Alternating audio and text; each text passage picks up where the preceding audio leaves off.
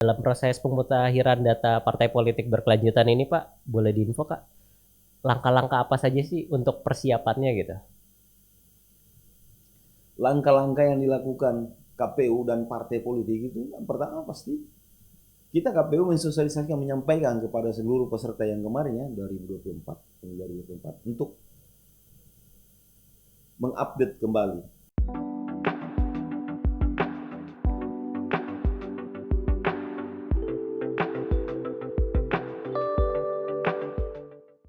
Assalamualaikum warahmatullahi wabarakatuh. Salam sejahtera bagi kita semua. Salam Om Swastiastu, Namo Buddhaya, salam kebajikan. Baik teman-teman ini, kembali lagi di Siniar KPU Kota Kendari, ngobrol santai dan mencerdaskan. Kembali lagi saya Pandu dengan Fikda Diki sebagai host. Tema kali ini kita akan membahas tentang pemutahiran data partai politik berkelanjutan. Dan alhamdulillah sudah hadir di hadapan kita semua narasumber yang sangat berkompeten. Beliau adalah anggota KPU Kota Kendari dan beliau juga Kepala Divisi Bagian Teknis Penyelenggaraan. Baik, selamat siang Bapak Laude Hermanto STP SAMH. Selamat siang Dik, gimana kabar? Alhamdulillah baik. Bapak bagaimana kabarnya Bapak? Alhamdulillah baik-baik. Alhamdulillah. Tetap jaga kesehatan ya Pak di tengah musim pancaroba ini ya Pak ya. Insyaallah.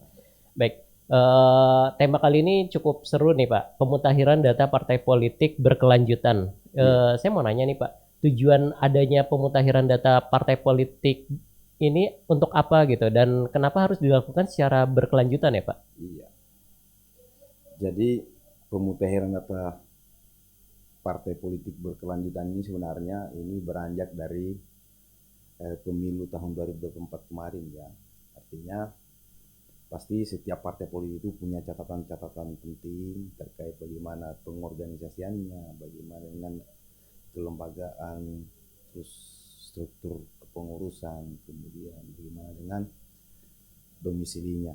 Oleh karenanya pasca pemilu 2024 ini KPU setelah mengevaluasi hasil pemilu 2024 kemarin, maka KPU tentunya berdasar dengan regulasi yang ada. Kita pasti kalau KPU daerah itu, khususnya KPU Kabupaten Kota, ini pasti rujukan kita yang pertama adalah kita berdasar dengan Undang-Undang 7 tahun 2017 tentang pemilihan umum. Kemudian PKPU nomor 4 terkait dengan verifikasi partai politik, calon anggota DPR dan DPR daerah, dalam ini DPR provinsi dan kabupaten kota yang menjadi peserta pemilu. Kemudian PKPU 4 ini berubah dengan PKPU 11 tahun 2022. Nah, setelah itu pasti kita di pasca itu maka KPU menerbitkan keputusan KPU nomor 1365 tentang pedoman teknis pemutahiran data pemilih ya. Kemudian berubah lagi PKPU nomor adalah keputusan KPU nomor 658 tahun 2024. Nah, kemudian dasar yang lain adalah surat KPU nomor 391 terkait dengan pembukaan akses sistem informasi partai politik. Nah, yang terakhir yang sehingga ada program pasca pemilu ini ada pemutahiran data peserta pemilu ya, partai politik berkelanjutan, surat dinas 1077. Nah, 1077 ini terkait dengan pemutahiran data partai politik berkelanjutan, itu dasarnya. Nah, kemudian kenapa ini harus dilakukan? Ya, pasti ada tujuannya. Nah, tujuannya adalah bagaimana secara kelembagaan partai politik ini ya, bisa bisa mengakses atau bisa menginformasikan, bukan cuma KPU menurutnya, tapi partai politik juga terkait dengan bagaimana data-data mereka, apakah ini memang valid atau bagaimana ya. Kemudian ini kita lihat apakah data mereka ini memang berintegritas dan memang secara validasi ini memang betul-betul sistem keanggotaan dan kepengurusannya itu betul. Dan kemudian yang kita lihat adalah bagaimana mereka menyampaikan keberadaan partai politik ini tentunya sesuai dengan domisili yang ada di tempat itu, misalnya di Kota Kendari ini sesuai dengan alamatnya dan yang disampaikan di sistem ini alamatnya. Kemudian tujuan yang lain adalah bagaimana data partai politik ini ya memudahkan terintegrasi dengan pihak lain, dalam artian KPU yang punya kompetensi langsung mengelola pemilu, dan Kementerian Hukum dan HAM. Apa artinya? Sehingga data-data partai politik punya, dia connect dia secara dia connect dengan sistem informasinya, baik itu dari partai politik, masuk KPU dan Kemenkumham, sehingga tidak ada lagi data partai politik itu yang tidak sesuai dengan keadaan di lapangan. Kemudian ada beberapa yang tujuan lain adalah partai politik ini diharuskan ya membuat akun tersendiri, tetapi itu nanti ada timeline tersendirinya. Nah, nanti kita lihat sehingga partai politik ini bisalah menjamin kualitas data mereka.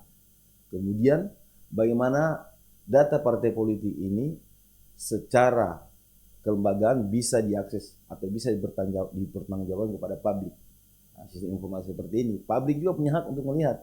Jangan sampai ya, kan pengalaman kemarin banyak masyarakat kita atau khususnya di Kota Kendari ini merasa dirugikan ketika mereka ada urusan penting, ternyata mereka masuk dalam kepengurusan atau keanggotaan partai. Ini yang kita mau pastikan, apakah benar data yang dibuat oleh partai politik berkesesuaian dengan kondisi yang sebenarnya. Itu kira-kira ya sebagian besar tujuannya itu, dan masih ada sebenarnya tujuan-tujuan lain, tapi itu yang sangat penting sebenarnya, integritas datanya, apakah dia yang berkualitas, kemudian memang valid, kemudian dia punya sinergisitas dengan lembaga lain, kemudian bisa dipertanggungjawabkan terhadap publik. Itu selanjutnya partai politik ini ya dipersilakan kalau misalnya mau komunikasi dengan KPU silakan. Nah, ini kan kegiatan yang dilakukan di luar tahapan pemilu ya, kira-kira. Baik, dasar hukumnya yang tadi Pak Kadif jelaskan juga cukup banyak ya Pak ya. Salah satunya di PKPU 4 2022, kemudian di amandemen jadi PKPU 11 2022 ya tentang pendaftaran, verifikasi dan penetapan partai politik ya Pak. Saya mau nanya nih, kan dia berperiodik atau berkala ya Pak, berkelanjutan.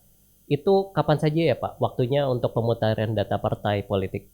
Iya, pemutahiran data partai politik berkelanjutan ini sebenarnya di tahun ini ya dibagi atas dua periode, ya, 2 semester lah.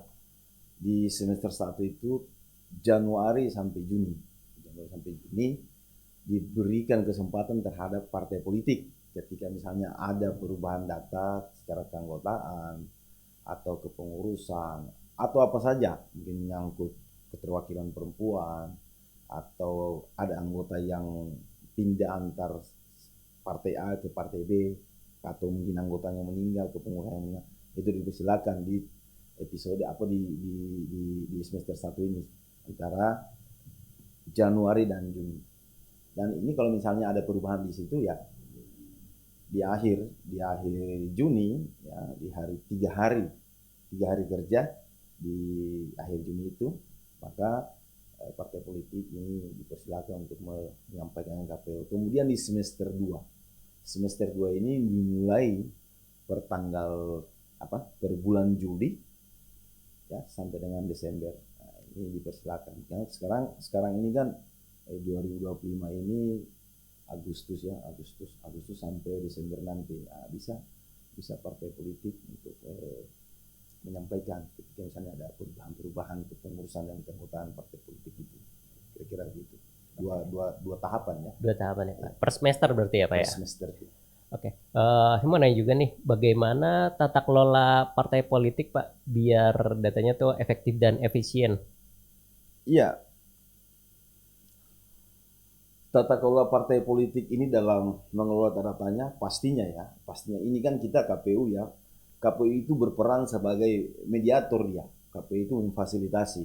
Apa yang difasilitasi KPU? Peserta pemilu yang kemarin ya tahun 2024 yang telah mengikuti pemilu 2024. Kemudian KPU memfasilitasi dalam hal ini ada perbaikan data partai politik. Nah, peran KPU di situ. Kemudian bagaimana caranya? Nah, maka dipersilakan semua partai politik peserta yang kemarin 2024, pertama ya mereka berkonsultasi atau koordinasi dengan KPU, maka KPU memberikan informasi bahwa silakan di download ya aplikasi yang sistem informasi KPU yang dikenal dengan SIPOL, itu sistem informasi partai politik. Nah, itu mereka dipersilakan untuk mengakses. Kemudian KPU juga kan ini bukan lembaga yang bagaimana ya, yang serba harus bagaimana. Tapi KPU ini membukakan sistem informasi dan memudahkan. Artinya partai politik ini setelah mengakses sistem informasi ini maka dipersilakan untuk membentuk tim tersendiri. Apakah bisa satu orang, bisa lebih dari satu orang, satu atau dua lah boleh. Apa gunanya? Nah, ini mereka dibekali ya pastinya surat dinas dari partai politik masing-masing untuk menjadi LO atau menjadi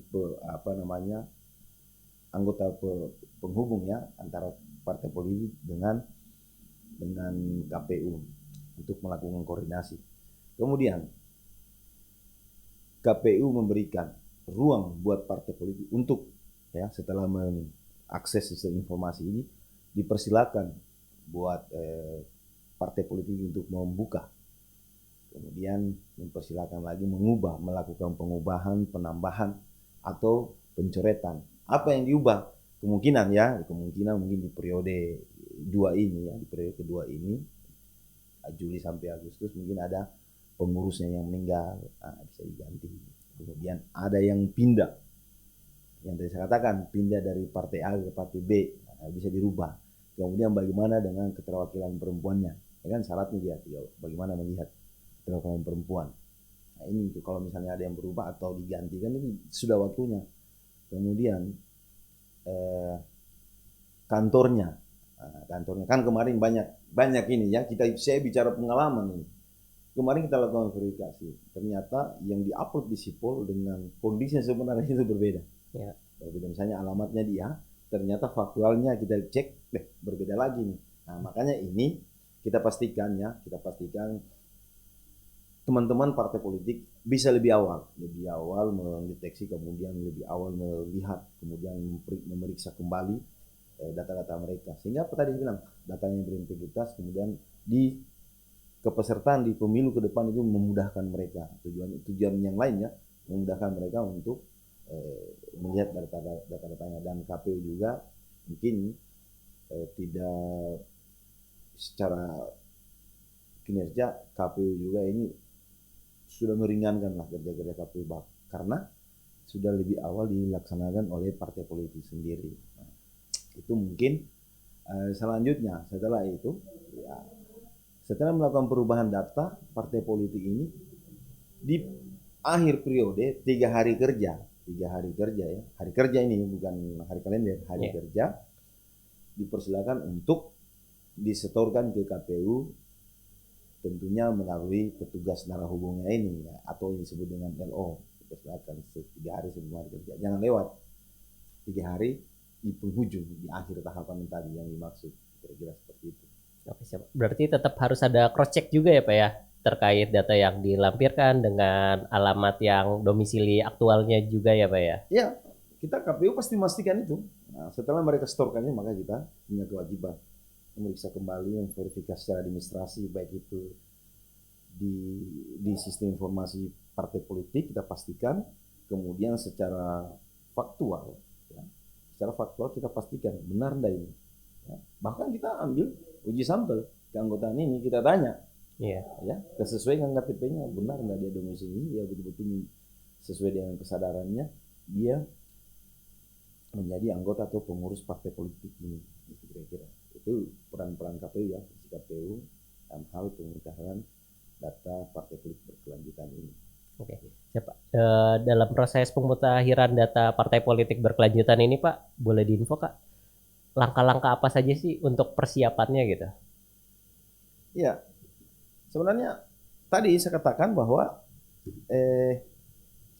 langkah-langkah yang dilakukan KPU dan partai politik itu yang pertama pasti kita KPU mensosialisasikan, menyampaikan kepada seluruh peserta yang kemarin ya 2024 untuk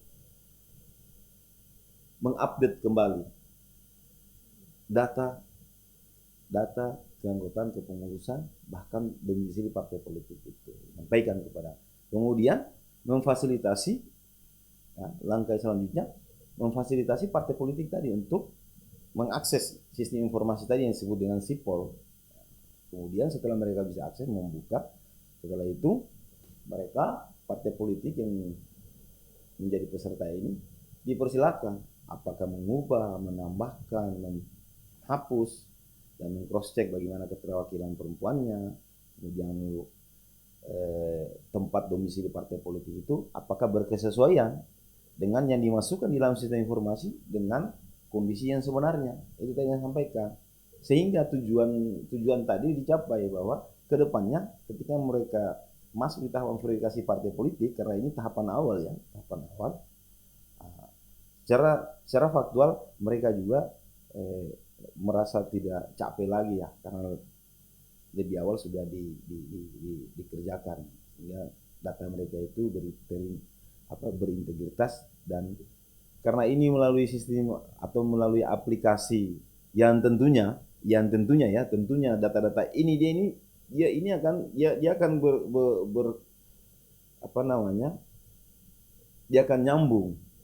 akan nyambung dengan lembaga lain.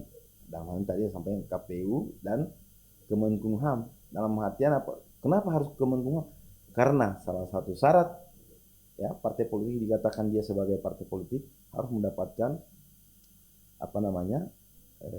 verifikasi dari Kemenkumham bahwa dia ini memang organisasi yang betul-betul punya anggaran dasar, punya keanggotaan, punya kantor, ada registrasi dari Kemenkumham. Kemudian KPU, data ini terintegrasi dengan KPU sehingga memudahkan KPU dalam hal apa? Verifikasi faktualnya berkesesuaian tidak di lapangan dengan di sistem informasi ini. Jangan sampai tidak sesuai ya. Makanya ini dua lembaga ini harus nyambung dulu ya, terintegrasi dia antara Kemenkumham, partai politik, kemudian partai politik dengan KPU. Itu kira-kira.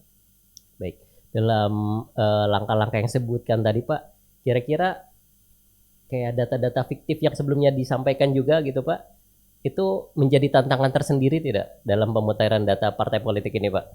Iya, betul. Makanya lebih awal sebenarnya kita lakukan ini karena kita takutnya di tahapan ke depan di pendaftaran peserta pemilu ini, karena kita ini KPU daerah menjalankan regulasi. Kita ini sifatnya implementasi saja ya, tidak punya kewenangan untuk membuat regulasi. Kita menjalankan regulasi atau peraturan yang lain. Nah, data-data ini maksud ini dia harus memang betul-betul valid antara di sistem informasi dengan kondisi yang sebenarnya secara faktual.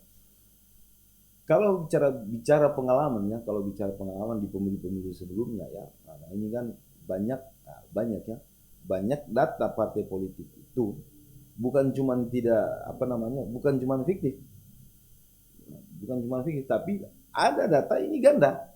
Dia jadi anggota di partai politik A.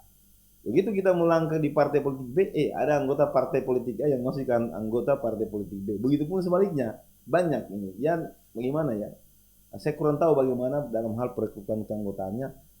Oleh karenanya KPU melihat pengalaman ini, maka lebih awal memastikan, kemudian memudahkan, memfasilitasi teman-teman pengurus partai politik di tingkat kabupaten kota untuk melakukan ini, validasi datanya, sehingga memang ini kedepannya mereka juga sebenarnya dia punya keuntungan juga buat mereka, tidak capek lagi mereka berurusan dengan konstituennya.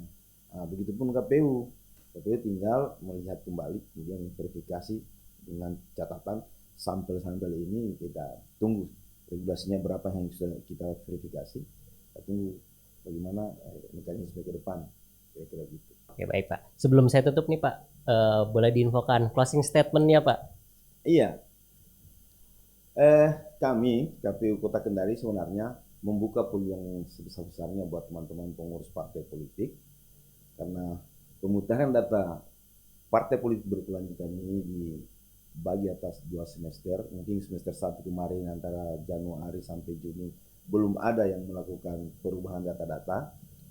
Di semester 2 ini, Juli sampai dengan Desember, dipersilakan buat teman-teman pengurus partai politik untuk melakukan perubahan atau menambah atau mencoret bagi anggotanya yang sudah tidak memenuhi syarat. Dan catatannya adalah ketika sudah dilakukan itu 3 hari kerja sebelum masa berakhir itu wajib dikonsultasikan kepada KPU atau di-store kepada KPU. Dan paling terakhir adalah KPU Kota Kendari siap memfasilitasi teman-teman partai politik, masyarakat, dan seluruh komponen-komponen yang ingin mengetahui sistem informasi tentang kepemiluan dan pilkada. Silakan berkunjung di Kota Kendari, semua akan dilayani karena prinsip kerja KPU adalah melayani. Baik Pak Kadif, terima kasih banyak loh Pak atas pencerahannya dalam siniar kali ini ya Pak. Terima kasih juga kepada teman pemilih telah atas kesetiaannya menonton sampai habis ngobrol kali ini. Dan tetap ikuti media sosial kami untuk mengetahui aktivitas KPU Kota Kendari di Instagram @kpu_Kota Kendari dan di Twitter atau X Kendari KPU, dan untuk halaman Facebook dan YouTube channel di KPU Kota Kendari, dan juga ikuti media sosial JDIH KPU Kota Kendari di Instagram @JDIH_KPU_Kota Kendari, dan untuk halaman Facebook di JDIH KPU Kota Kendari. Saya Viga Diki pamit undur diri. Mohon maaf atas kesalahan jika ada dalam kata-kata dan perbuatan saya. Wabillahi taufiq wa hidayah. Assalamualaikum warahmatullahi wabarakatuh.